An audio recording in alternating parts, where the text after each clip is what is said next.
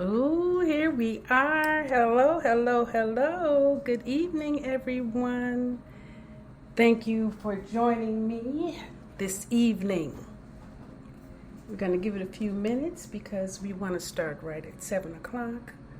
I just want to make sure I have everything on and moving forward the way that it should be. And that people can see and hear me. There we go. Here we are. Hello, hello, hello. Good evening, everyone. Thank you for joining me this evening. Okay, give it a few minutes because we want to start right at 7 o'clock. Just want to make sure I have everything on and moving forward the way that it should be. There we go. Okay, so how are you? How is everyone doing? Is everyone doing okay? Yes, so thank you. We still have just a couple of minutes. And I am attempting to record live on YouTube and Zoom. And of course, Spreaker. So forgive me if I, seem like I'm technically challenged while I do this, but I'm going to do it anyway. Yes, this is Thursday, my favorite day of the week. Does anyone know why this is my favorite day of the week? It's my favorite day of the week because I was born on a Thursday. How cool is that? Born on a Thursday. I don't know where my YouTube channel went. I wanted to be able to see you and chat with you, but that's okay. We're going to do it here so that I can get the information to you that my soul is asking me to share, and that is really what the main call is. I don't know about you, but when my spirit start telling me, go talk to the people, I really work to honor that. And sometimes it's challenging because I have my own thing that I have to deal with inside of, living this life that we're all living, right? Okay. So let me welcome you to Patiently Waiting for Nothing, the podcast. And this is episode number 16.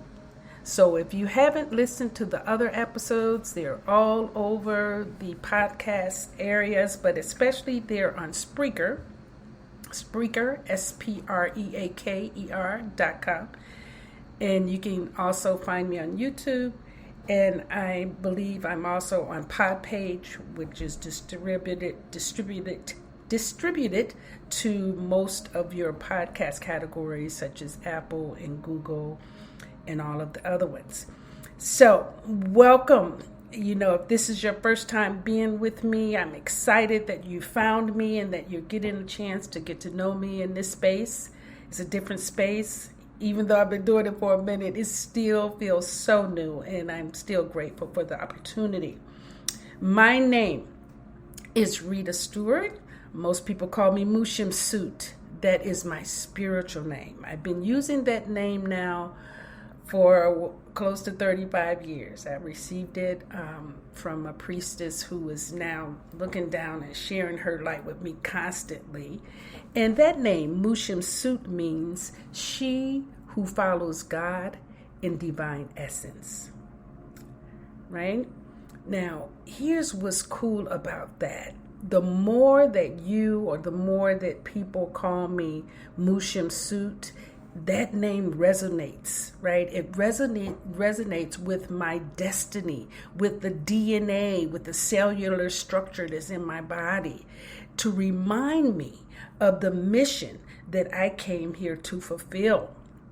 And that's what's so cool about names, is that they actually energize us when we find the naming tool, when we actually tune in to who our children are and why they came and the purpose of their life and how we can support them in fulfilling on that purpose. And maybe they have a mission, I definitely have a mission. So I'm grateful that Shemsu-t found me at 30 so that I can begin to actually become that. And I'm saying that, and do you know that's exactly when I saw the light of the mission. That is really, I'm going to have to talk to you about that. But tonight, our conversation is about freedom, right? And I'm talking to you from a book that I wrote and published called Patiently Waiting for Nothing by Shemsu-t, and it was published in 2002, 2003. So, we're into some years with it. And I wanted to share this because right now, many of us don't even realize that we surrender our freedom and our opportunity to choose on a daily basis. And we really want to stop doing that. We want to check ourselves. We want to begin to know ourselves and take full responsibility for our own lives first, right? You have to own this space first. And you have to honor that space, and you have to really link up to source energy to be in that space. Of course, that's another conversation. But tonight, I want to talk to you about freedom. So I want to read to you in this book that I wrote. It's a book of affirmations and prose. And so in each chapter, there's an affirmation, and then there's a text, and then there's recommended reading. So let me read to you the affirmation that goes with freedom. It says, I release all self-imposed limitations and constraints. Okay? I release all self-imposed limitations and constraints. So, how many of you have even checked yourself to see how much you have limited yourself and how much you have allowed yourself to be constrained in your life, right? How many of you have actually looked at that recently to notice if you're allowing yourself to freely grow and expand? And I'm talking about expanding beyond your ego. Our ego really will not allow us to expand because it's designed to keep us safe. So we need the ego, but you don't want to allow the ego to actually reign over you. All right? That ego is a space that says, okay, if you do that, you might get hurt. If you go over there, something might happen.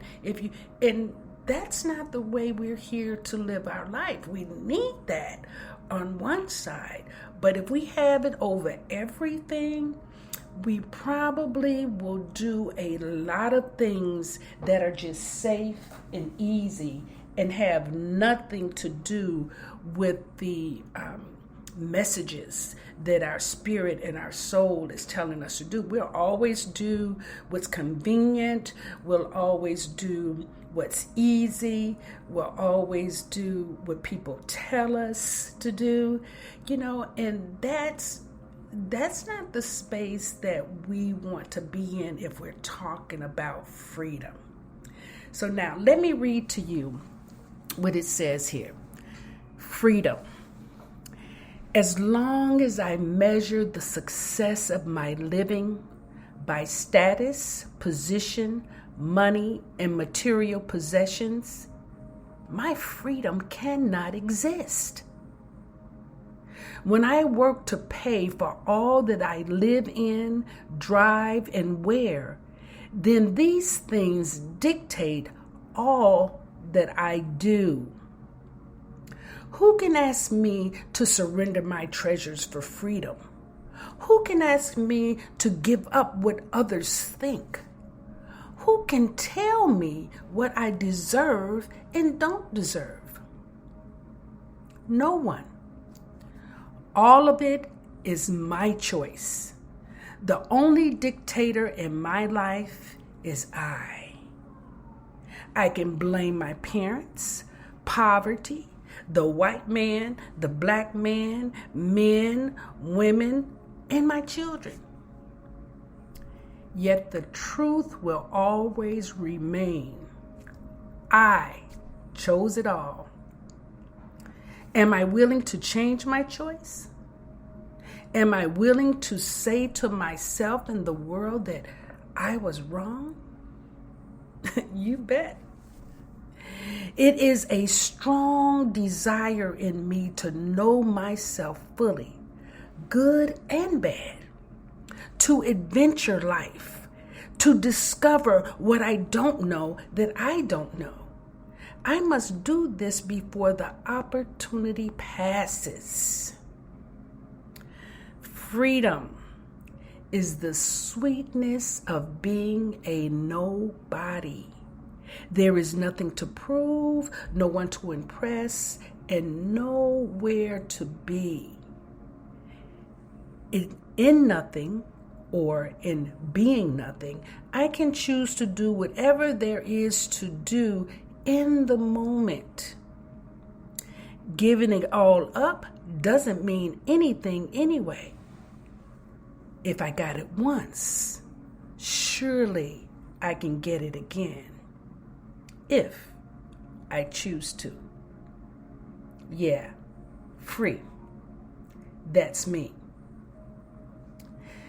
Now, I don't know if you could hear something in there. And listen, this is not a conversation about teaching you anything. I'm not teaching you anything. This is really me sharing with you. And maybe you heard something that triggered you to think in a different way, to allow you to expand just a little bit and looking at life differently. I mean, nothing? What do you mean, be nothing? Are you kidding me? Our whole life, what do we say? Go and become somebody, right? Become somebody. And a lot of times in becoming somebody, people will sell their soul and forget everybody else in their life. That's not the same work that we're talking about here. I mean, really, when we get into seriously looking at the purpose for living and the call of our soul and the movement of our spirit, we're not asked to come here and be somebody for someone else. We're asked to become the person or the entity that we were requested to be when we chose this life. Remember we said, I chose it all? Well, if you're not sure about that conversation, I want to recommend, and it's not in this book because the book I'm getting ready to recommend actually came out years after I wrote this book. But I want to recommend to you Robert Schwartz. Now, if you've been listening to me, you know that I talk about Robert Schwartz all the time. He wrote a book. He's written several since this one, but he wrote a book called Your Soul's Plan. And in Your Soul's Plan, he sits with mediums and he has a conversation with the soul pre-birth, asking questions about why did this person choose to come to life or come to earth at this time? What was the intention of them choosing the life that they chose? What were they intending to learn? Now, this fascinated me totally because, you don't know, maybe you do, but when I realized, and I didn't realize this until I got to college, that my life was so different from everyone else's. I was pretty much okay with my life. Even inside of the struggles, I was okay with it.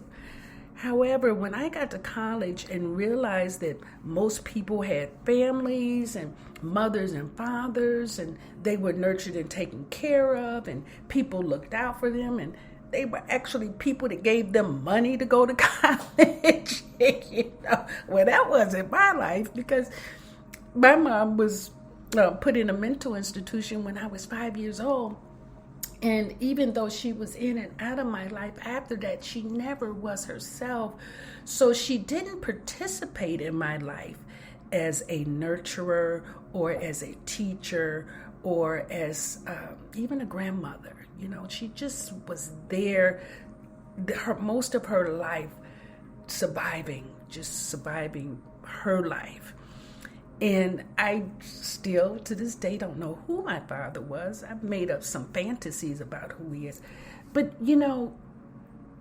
I've come to terms with both mother and father, because I realize that my mission for me coming to earth or choosing this path required me to make an agreement with both of those souls that they would not be available to me, so that I could actually choose a strong spiritual connection with the universe, with the force, with the source energy, so that I would have to continually rely on what was inside of me and not always looking outside.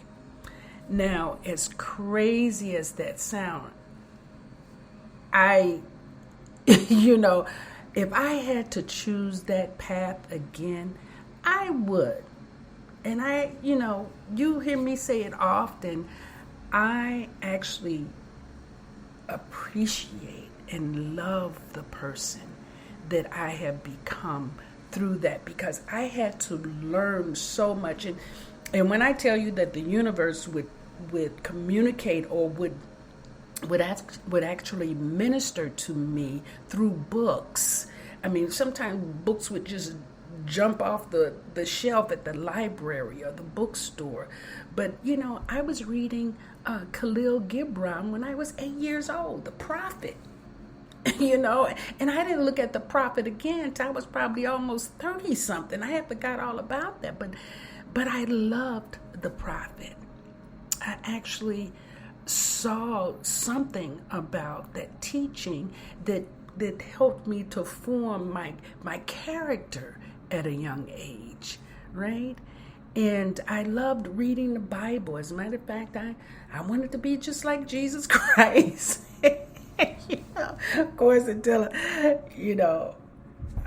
that's a whole nother story, because then after I thought that God had abandoned me, I became a drug dealer. Not just pills and marijuana. But anyway, that was early. That was in my teen years, before I went to college, because I grew up in the hood. I'm your hood rat, if you want to call it that. I don't have a problem with it, because like I said, I actually love the person that I am today. And inside of that, I learned what personal freedom looked like. Growing up without parents to always hover over me or tell me what to do or when to do. I mean, there's some drawback to that, but for the most part, I had to find and discover my own way. I mean, trial and error, but I had to do that in order to know who I am now. And I can appreciate the people around me who did grow up with parents, who did have mother and father, and I can see that their walk gave them a lot, but it didn't give them the foundation that I had to actually groove into spiritually. It's solid. And that's what I want to give to us, so that we can, or not give to us, but remind us that we have this within us, that each and every one of us have that spiritual strength, but it has to be cultivated. It has to be nurtured. It has to be touched and honored and practiced, right? You have to know that it's there in order to activate it, right? So it's so many situations that I found myself in as a young person that, the only thing I could do was to learn to trust God, the universe, source, right? So in this freedom, I actually discovered that when I was in situations where I wanted to blame somebody else for what was going on, the only way that I could actually get through it was to see, where am I responsible? What choice did I make that put me here? So with freedom comes responsibility. In order to live freely on a daily basis, we have to choose our walk. We have to choose where we are. We have to choose it. And I mean choose it powerfully. Not one day choose it and then the next day complain about it. Because again, you're developing this muscle, this freedom. And listen, everybody is not going to be free with you. So you can't be dragging people along saying, hey, we free. No, they may have different work to do than you. They may have something else that they have to deal with before they get to freedom. And you hear people all the time say freedom isn't free. No, freedom requires responsibility. And then you get to determine how much of life you're going to be constrained. How much of are you going to be self-imposed, right? Because that's going to take away your freedom as well. Can you move around the way that you want to, or do you have to live life comfortably? You have to be comfortable. I have to be this way in order to do.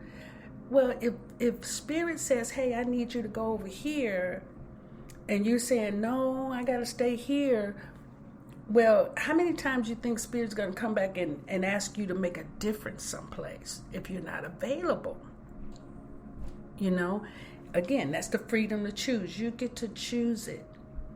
You get to choose it. But at the same time, in that choosing, I want you to consider to bring more joy into the equation. Because when we're talking about patiently waiting for nothing, it means that in my space, in the here and now, whether I'm where I want to be or not, I can create joy based on me, nothing else.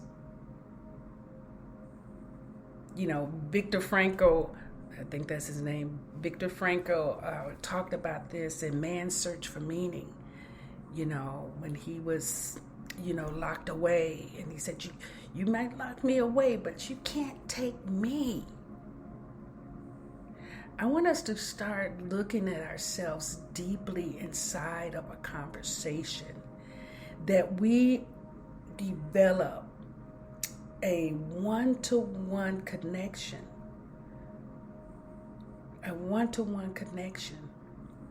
with God, with our inner verse, getting to know what's inside of us and moving from that inside, like so tapped into our own intuition, our own frequency, our own energy, that we possess it jealously. We don't go to places that ignore that in us. We don't give ourselves away so much that we deplete ourselves to the point that we have to fall tired, or that we allow negative food, negative media, negative attention to dishonor the sacredness of our very own presence.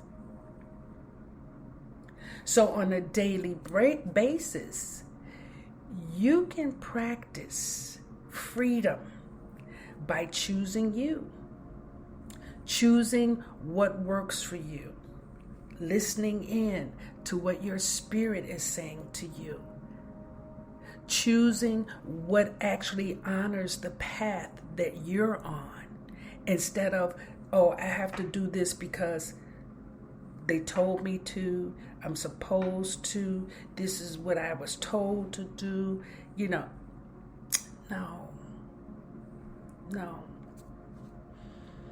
Sometimes I ask my clients to spend a day in silence. Sometimes I ask them to spend 3 days in solitude. All of this is with the intentions of cultivating a relationship with just their spirit, so they can actually feel the blueprint that's coming through, the blueprint that's designing their life, where they can actually, just lay in the water and rest and float until they know what's the next thing to do. Like really allow themselves to trust that the universe is going to lead them in the direction of their highest good, that's going to honor the highest good of all of us. Now, of course, you have a ton of things coming at you that have nothing to do with you. Absolutely nothing to do with you. And you're jumping on everybody's bandwagon. That's not freedom. That's totally not even your business. You are the most important person in your universe. You are the most important person in your universe.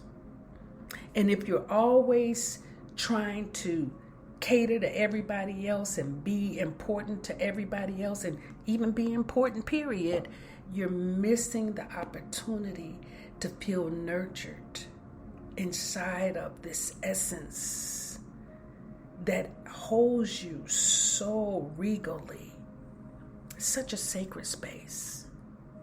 And then on top of that, we have an energy body, around us, astral body, energy body around us that absorbs all of the stuff that we take in on a daily, moment by moment basis. We take it in, we bring it into us, and then we never wash it off. We just, bring it into the house and drag it all across the room and, cook and lay in the bed with it. You have to clean that energetic body. You have to clean your energy body just as much as you clean your own body, if not even more, depending on the work that you do and the number of people that you come across on a regular basis. Your energy field can be very yucky. And if you know anything about energy, you know that your energy precedes you. It goes out into the world. So if you are around negative people all the time, I promise you, you're a negative person. Yeah. If you hang out with negative people, gossiping people, hateful people, yeah, that's your field. Yeah, you have to be true. You have to listen to that. You have to hear your spirit telling you, listen, this goes against who you are. And if you keep staying in that energy, you become that. I remember reading years ago where it said a positive person cannot have as much influence on a negative person as a negative person can on a positive person. most of the time, negative people are very aggressive. So their energy, most positive people are going to push themselves on you, but negative people will push their energy on you. So you could actually become repressed. And you wonder why it's like that. Well, someplace you made a choice to be there. So there's no victim. You have the same power in you that they do. And you can say, no, this no longer serves me. You have the freedom to choose moment by moment. Okay? So I hope that wasn't too deep. Well, no, that's not true. I wanted it to be deep enough to have you get mad at me.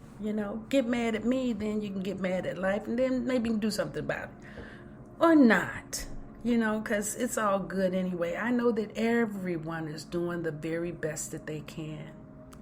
I do. And when we know better, we do better. Okay? But the suggested reading for this topic in the book is Messages from the Masters by Brian D. Weiss. And this book particularly talks about messages, receiving messages from the other side, from people who have transitioned. They've lived before, but now they're on the other side and they're sending back information.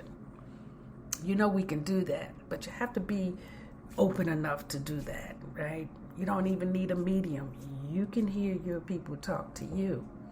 I was just watching a show the other day on Netflix, Tyler Henry, a new medium coming across. But anyway, now, let me tell you where you can find me the rest of this month. We're going to have Conscious Conversations at the Loop. That's going to happen on March the 26th. I believe we're going to try to stream that too. But if not, we'll bring it back to you. We'll record some of it. That's at the Loop in the Lacuna Lofts in Chicago. And then we're also, I'm on Let's Talk About It with Xavier Fox, the first Thursday of each month. I'm on her radio show, and the next time I will be speaking with her will be on April 7th. Again, that's a Thursday, my favorite day of the week. And I will be talking about the healing arts on that show. That will be my topic. You can also find me on YouTube, Facebook, Instagram, and Twitter under Shemsu-t. That's MUSHEMSUT. Okay? And you can find me as Rita Stewart too. But most of the time I'm Shemsu-t. So next week, I always pull out of the hat when I'm going to talk about, this book, Patiently Waiting for Nothing. It's available as an ebook on Amazon. And we are talking about doing a 30-year anniversary edition. So, that's probably in the works. I'll have to talk to my people and see what my people say about that. Okay?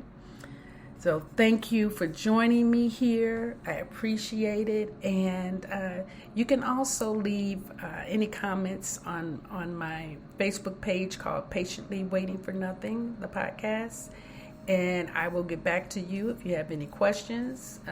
If you have any insights that you want to share with me, I'm open to that too.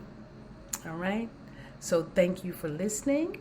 And we'll see you next time on Patiently Waiting for Nothing, the podcast. This is Shemsu-t signing out. Have a good night. Thank you.